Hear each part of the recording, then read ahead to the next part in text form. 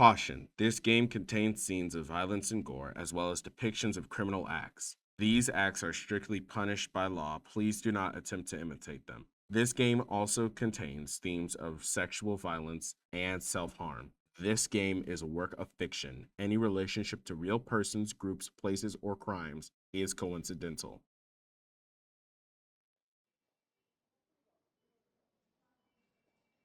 Ayase Kishimoto was staring out the window, only half paying attention to anything going on around her. There were no bars on the windows like there were in the rooms at Art Heart Medical, the place she'd been before.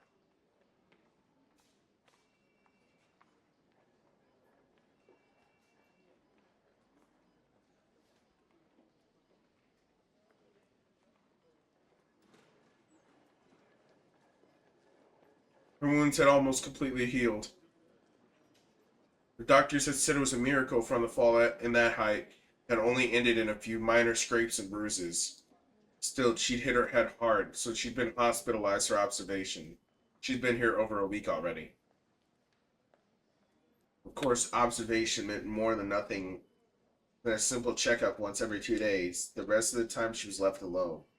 She had the room to herself. There were no other beds in it.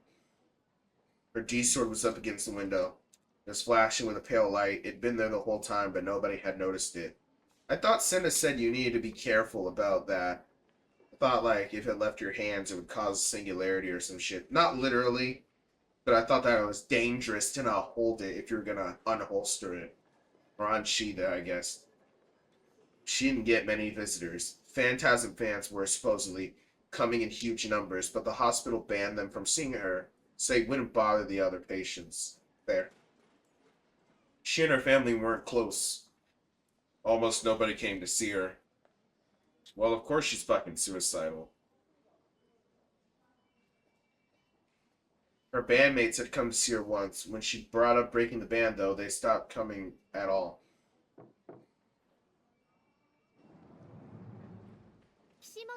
Yo, guess who it is? Your thermometer go beep. The door opened and a nurse in white came in. Ayase slowly turned toward her, then looked at the thermometer from out under her arm like she just remembered it was there. The nurse had looked down on the number at the digital display and wrote it down on the chart. 37.1 degrees Celsius. You've got a mild fever, maybe. My head hurts. Ayase winced in pain again. Pick up the sword. It's a side effect of the medicine, but it'll eventually go. You need to holster your sword. I'm sorry, but Cinna said some shit about using it. He's gonna fuck up your head or something. So you probably need to sheathe your sword and put it away. Put the thing away, man. There are like kids here. The nurse smiled as she spoke and took the thermometer. Her expression was gentle. There was something about her that put the patient at ease. She's come a long way. I feel like she said that she was newer when Takumi came to see Dr. Takashina. So she's grown a lot in like the 2 months it's been, or maybe a month, I don't know. But Ayase put her hand forward and shook her head. Ever since she came here, Ayase had been dealing with a dull headache. Painful wasn't the word for it, but there was an unpleasant sensation of something pulsing in her head. It was making it hard for her to think, and her whole body felt as heavy as lead. This had happened to Ayase before too. It was when she was at Heart Medical. The headaches lasted 24 hours a day, 365 days a year. She'd been unable to sleep and emotionally unstable. It was a past she didn't want to remember. Past she'd sealed away. Her memories of 2 years ago. Pain was a trigger that made them come back in flashes.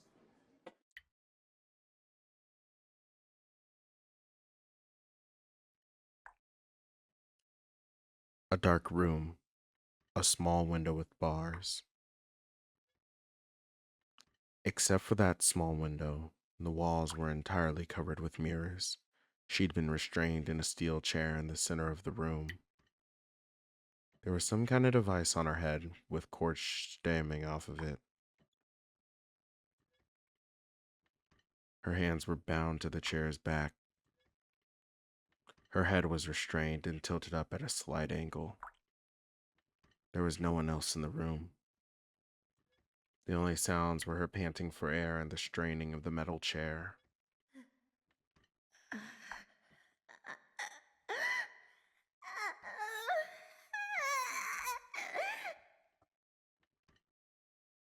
Drool flew from her lips, and a bestial howl came from her throat. That would have thought impossible for a girl her age.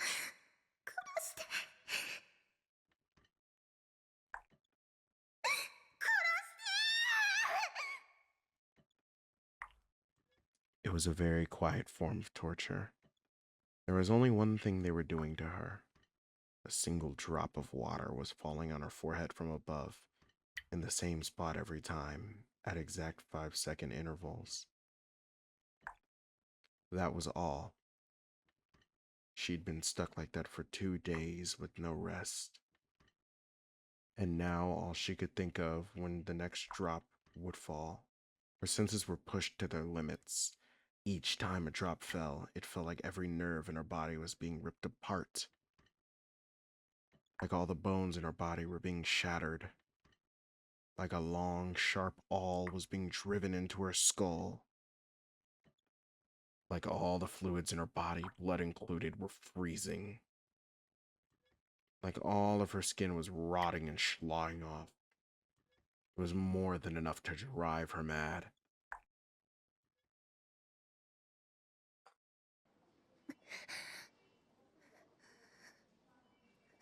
She snapped back to reality and found herself panting and clutching to the sheets tightly.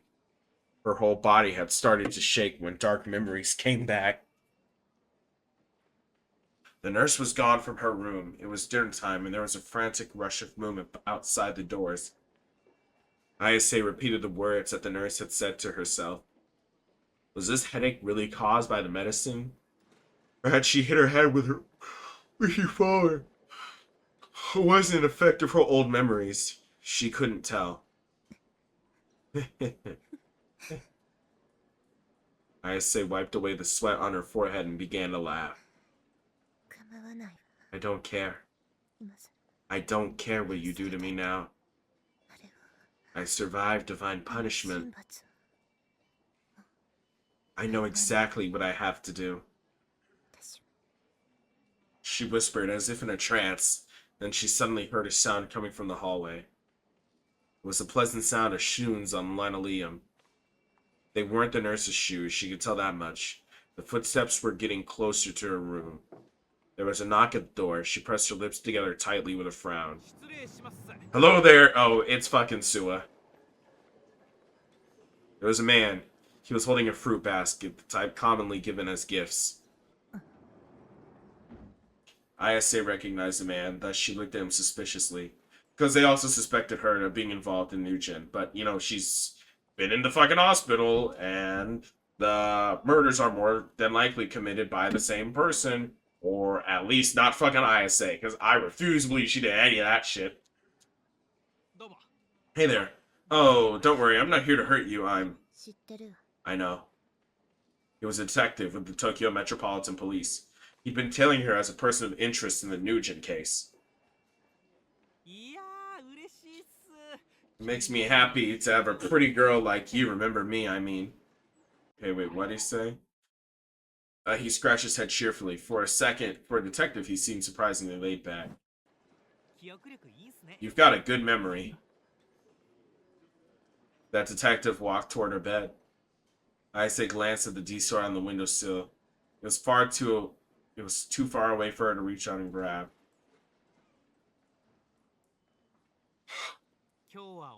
I was thinking you might want some company, so I brought you this fruits basket. I don't think that's true. What do you want? You're pretty sharp, huh? The detective acted like he was shaken, but it felt a little like an act. Well, I guess there's something I want to ask you. Oh, here, this is for you. He offered her the fruits basket with an innocent smile, practically forcing her to take it by placing it at the foot of the bed. It's really good fruit. Also, it was expensive as hell.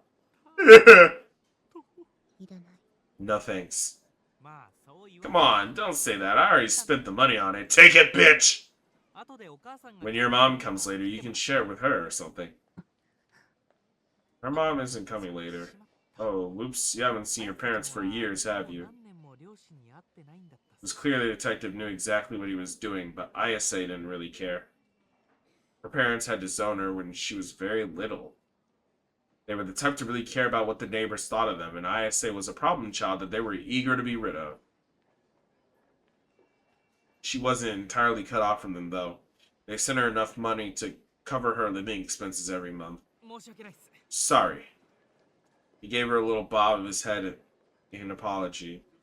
ISA was only now starting to recover from her flashback earlier. I didn't really want to talk to the detective at all, so she decided to get this over with as fast as possible. What do you want to ask me about? My alibi? Nah, we already talked to you about that more than enough. You're not under suspicion anymore. You're innocent, completely innocent. Do you have a suspect then? For the murders?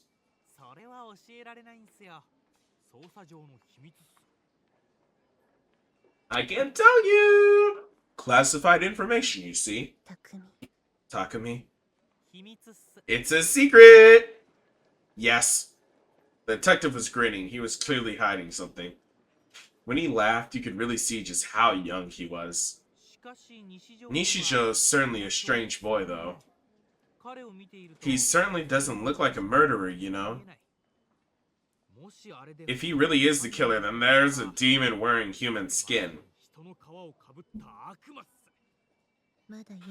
He's still a suspect, isn't he? No, that's actually not true. The detective laughed and shook his head? Oh, don't tell anyone I said that. My bosses get mad when I leak information. I mean, of course they do. My partner screwed up the other day, and I got yelled at it for it. I think you've met him, ISA. Don't you remember? His name's Bon. Older guy, messy hair, stubble beard.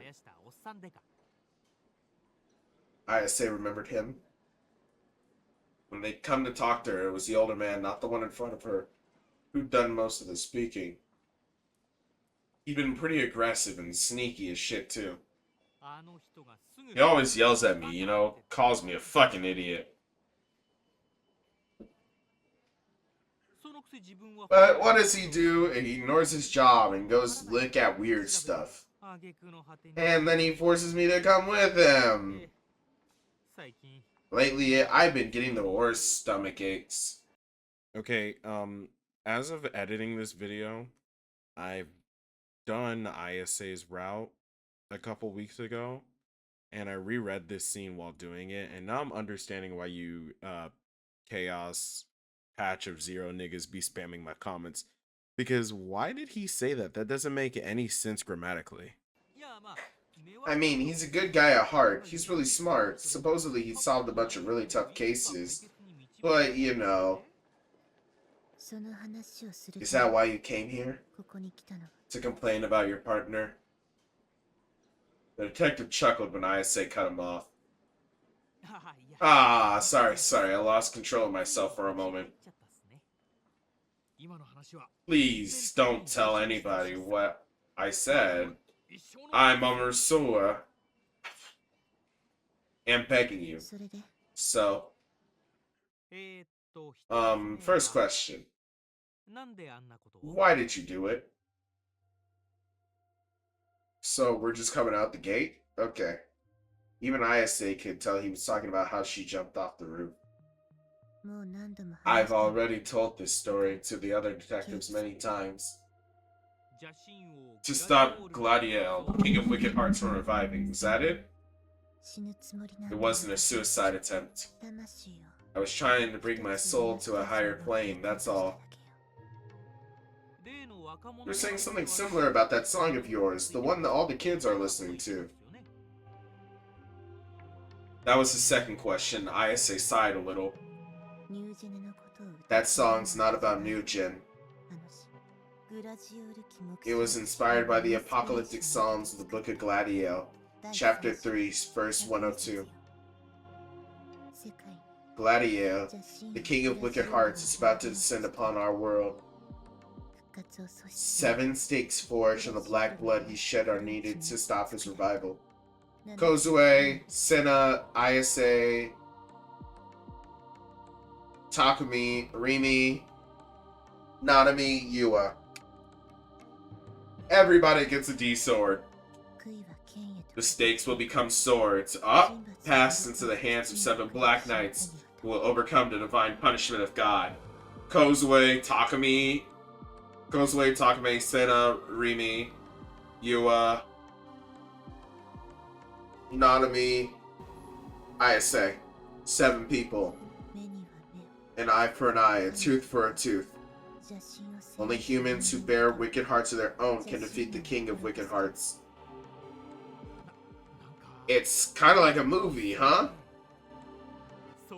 I love it when they all got a cool backstory like that. Ayase's eyes narrowed at the detective's comment. It's not a story at all. It's real. Okay, last question. Let's go. The detective ignored her protest, but she was used to that. Nobody had ever believed what she had to say. We investigated a bunch of Suime students besides you and Nishijo. Huh. Okay, he's gonna talk about Senna first. He crossed his arms and let out a little sigh. Felt like an obvious act, or he probably would talk about Yua since, but I think he'll mention Senna first. This is a really stupid question. And I know it's not the kind of thing a cop's supposed to ask. Have you gotten your period? It's kind of childish. I see. You're not going to ask the question, then leave. My head hurts. Oh, actually Bon was saying something weird. That you guys might be mages. Ayase's eyes narrowed. Just a little at the phrase, you guys. That's not true, is it? It's true. She looked down at her hands instead of at the detective as she spoke. Haha, you're a fascinating girl, Ayase. But New Gen has nothing to do with Gladiator. Are you fucking sure? I know you think it doesn't, but I think it does. I think it has a striking similarity to it. Well, actually, Ayase could be onto something. All the New Gen stuff could be happening, but it could not be a part of Nozomi's plan. Or it could be a distraction, It doesn't necessarily have to be connected to Nozomi. We've been thinking about it, but Ayase is like, alright, we're gonna keep talking about Deltarune. Ayase is like Gerson in the fact that she knows a lot of shit, but she's just in the way that she knows about the plot, but from a different in-universe piece of media. Gerson with his series about Lord of the Hammer, and Ayase with the verses of Gladio, the religious book. And the Gladio stuff sounds a lot like the 7 characters who have CGs and are most likely to have D swords, because Yua has one in promotional material. I'm pretty sure she has one on like the banner of the game. I'm not gonna go look because the uncertainty is part of it, but she probably has one. And Nanami probably also has one. And Takumi's definitely gonna get one. There's no way he doesn't. But knowing that, New Gen might have nothing to do with what Nozomi is doing. And maybe Shogun really is just like a separate force. Who knows? It'll be like the Titans and Marley. Well, whatever. Detective yawned, disinterested in his words. And then suddenly an electronic sound filled the room.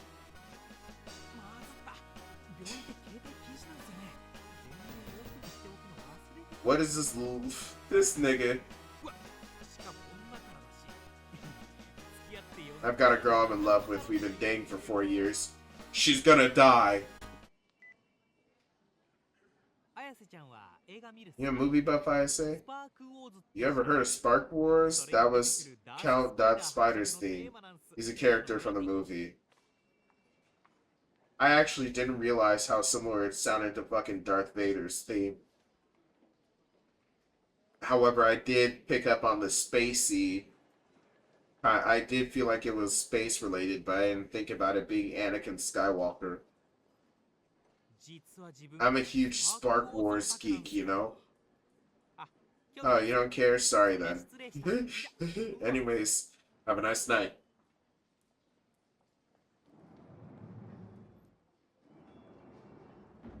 The detective left the room without waiting for her answer. Ayase didn't bother to watch him as he went. Her eyes were watching the sky as it shifted from twilight to azure night.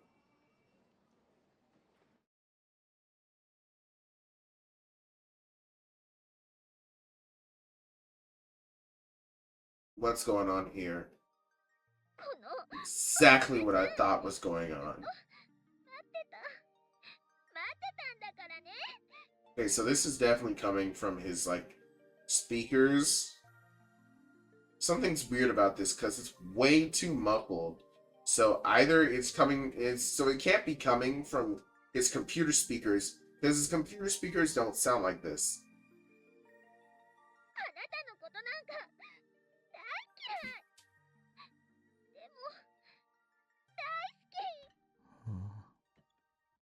I absolutely minded.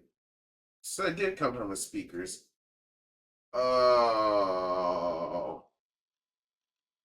You know, I feel the same way about Madoka. I feel like in the first 3 episodes it's good, but then once that thing happens, and I feel like what Madoka is like a gradual incline. Once like it keeps going up and up and up and up, it doesn't plateau. It just keeps going up and up and up and up. But then there's just like an exponential increase once Madoka becomes a magical girl herself. I feel like this is if it, so when he says that the story really picked up by the end, I feel the same way about Madoka. It's also one of those things that's affected by how popular the tonal shift after that event is, where most people know Madoka for what happens and it being a subversion rather than being able to experience the twist authentically. It was my third time watching it, but I wasn't able to focus on it at all. Is that a Willie C reference? I looked around the clock, and it was past 10 p.m. Remy had left around 8. She cheered me up and given me words of encouragement. Having her here made me feel less lonely than I had been for the past week. But Remy didn't seem to think things were as serious as they really were. It was as if she was trying to avoid any talk about Nugent. Maybe she thought I was annoying. She'd said something. She'd said somebody had she knew had been hurt during the earthquake. Maybe she was busy dealing with that and didn't have time for me. No, but maybe I'm paranoid, sure, but I was still in danger. You know, the whole the the delusion pop up flashes could have happened while Remy was here, but not triggered a real delusion because of her in between manner of being half a delusion, half a real person. I could be killed at any moment, even right now. There had to be some reason why Shogun was so obsessed with me. If I could figure it out, maybe it would give me some clue as to how to fight back.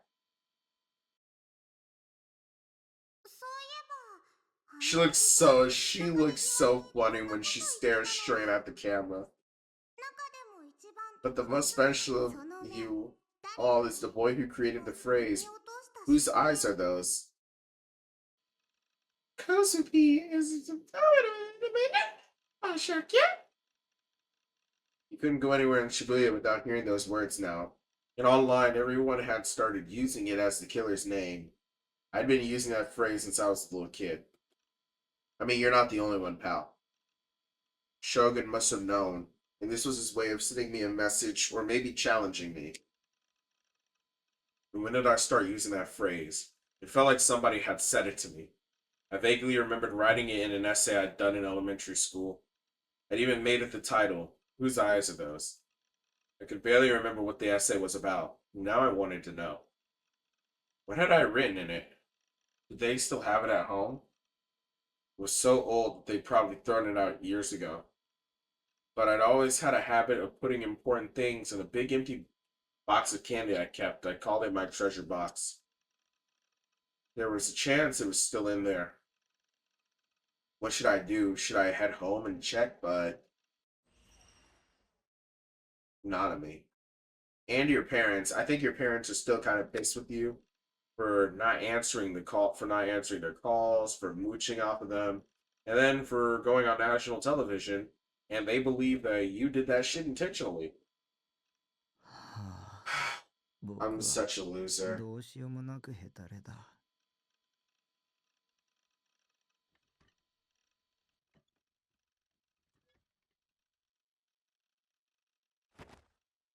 I slowly stood up from my chair, then went over and collapsed on the sofa. なんでここにいんの？これは違うんだからね。 It's not like eating cheap 立ち食いそ food. ばが好物なわけじゃないさ。何ニヤニヤしてんの？このボケナス。もう怒った。うなれ、侍コンデンサー。 I looked at the ceiling, half listening to Seta's dialogue. The ceiling was made of cold, exposed steel. There's nothing like knots in wood grain for me to look at and pretend I was seeing a human face. ん Huh? Suddenly, in the corner of my eye, I saw a metal box with a design on. I recognized with the boxes of my H games on my bed in the loft. Is that his treasure box? Square reddish brown box. Sable. This was it, my treasure box. Must have brought it from home. I didn't remember bringing it at all, but GJ, good job. Me? I brought it down from my bed and opened the lid. It was filled with old tests, essays, and scraps from my sketchbook. Most of it was papers and just a few tiny objects. I took them all out of the box and began to rummage through them. I found what I was looking for almost immediately. After all, it was at the very top. An old, faded essay. The handwriting on the title was awful. But there was some secret, whatever. What did the homeless man mean when he said most special? I gulped and began to read, being careful not to miss a single word. Whose Eyes Are Those? By Takumi Nishijo, Class 4-3. I dream a lot. In my dream, I'm a grown-up, and I get in a time machine and go see myself in the present. The grown-up me doesn't look like me at all. Also, there are a lot of buttons in the time machine. One turns on a shower, one gives you shampoo. I asked the grown-up me how he works, and it said, you can go to caveman times or dinosaur times. He asked me what my worst class was, and I said math. He said there's a switch that will make you good at math. I tried to flip the switch and he got mad. He said I needed to study harder instead. The grown-up me not only got mad the one time, and other than that, he was nice. He told me which girl I'm going to marry and stuff too, but that's a secret. I also asked about God. He said God's real. I think he's real too. Mom said that God sees everything, so if I do bad stuff, he'll send me to hell. So I think I shouldn't do any bad stuff at all. I need to be nice to my little sister too. Mom said when you do bad things, it's not God that sees it and comes for you, but the evil nigga. The evil nigga is the Whose Eyes Are Those monster. If he looks at you, you go to hell. God's eyes and the Whose Eyes Are Those eyes are everywhere, and there are lots of them. They're in the sky, and on the ceiling, and the walls, and at school. I feel like this is like not a proper translation of what his little kid essay is, because we shouldn't be using this music for some shit that was written believably written by a supposed 10-year-old. So I need to study a lot and do lots of things, I think. Ah, shit.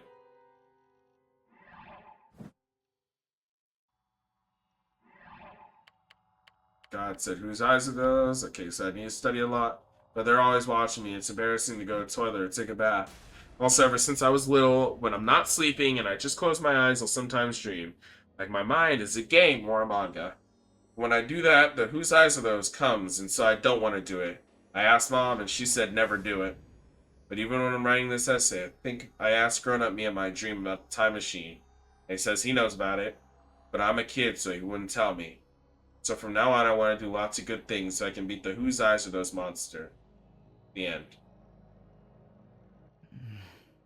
なんだかよく What わ the かんない hell was I talking about? Well, the only thing I'd gotten out of this essay, even back then, was I'd been able to sense the gaze of God. Maybe I was really a weird kid. It seemed impossible to get anything out of this bullshit. It'd be easier to decipher hieroglyphics. I noticed some scribblings on the back of the paper. You know, nothing too crazy. I remember on the back, I'd love to scribble on things. Whenever there was a picture of some important old guy in my social studies textbook, I always got him a funny-looking mustache or sunglasses. I'd love to make little flip book manga in the corners of my notebooks. Started to have more fun drawing. Even one time I had them buy me a sketchbook. Nobody had ever told me I was going to get good at drawing, though. I flipped over the paper and looked at the scribbles, smiling a little as I remember the past. Shogun's just gonna be there, drawn on it. What the fuck is that? And what I saw was incomprehensible scribblings, incomprehensible with one exception. There was something I'd seen very recently. IRWho. Was it a formula, something else, maybe just a meaningless combination of letters and numbers? No wonder they put his ass in a mental institution. What the fuck is that? Nigga, I don't think that you were pretending. I know that he says that he did all the shutting himself away thing Because he was angry about not being able to go on the field trip.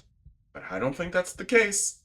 I think that they had a valid reason to fucking go send your ass to get your brain picked. What the fuck are you drawing? I couldn't tell, but